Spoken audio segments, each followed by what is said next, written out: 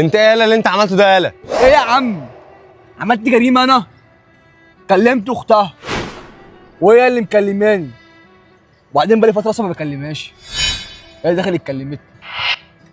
وبعدين انا جايبك تكلمني وجاي تحاسبني، اتكلم معاك شويه مش تقطم فيا بقى، لا منك ولا منها.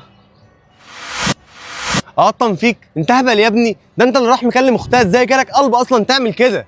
هو انت مش دي اللي انت كنت بتحبها وبتقول لي يا احمد انا عايز اكلمها عايز اتجوزها عايز الكلام ده كله؟ طب دلوقتي ايه؟ انت مجنون يا ابني؟ يا عم بحبها بموت فيها كمان،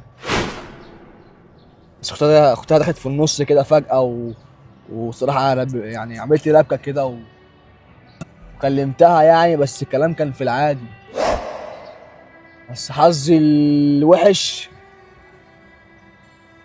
الظابط جه مسكني، خد مني التليفون،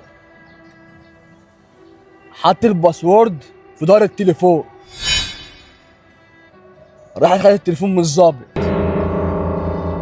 فتحت التليفون لقيتني بكلم اختها، ومن ساعتها مش عارف اعمل ايه. يا ابني انت في حاجه في دماغك؟ انا عايز افهمك انت شارب ايه يا ابني؟ يعني ايه الظابط مسكك وخد منك التليفون ولقى باسورد وحطه في انت عبيط يا ابني؟ ما هو انت لو ماشي صح من البدايه ما كانش حصل كل ده. عايز افهمك، انت لما بتحب حد بتكمل معاه للاخر وبتمشي معاه صح، اما اللي انت بتعمله ده زفت على دماغك. يا عم احمد انا مش ملاك.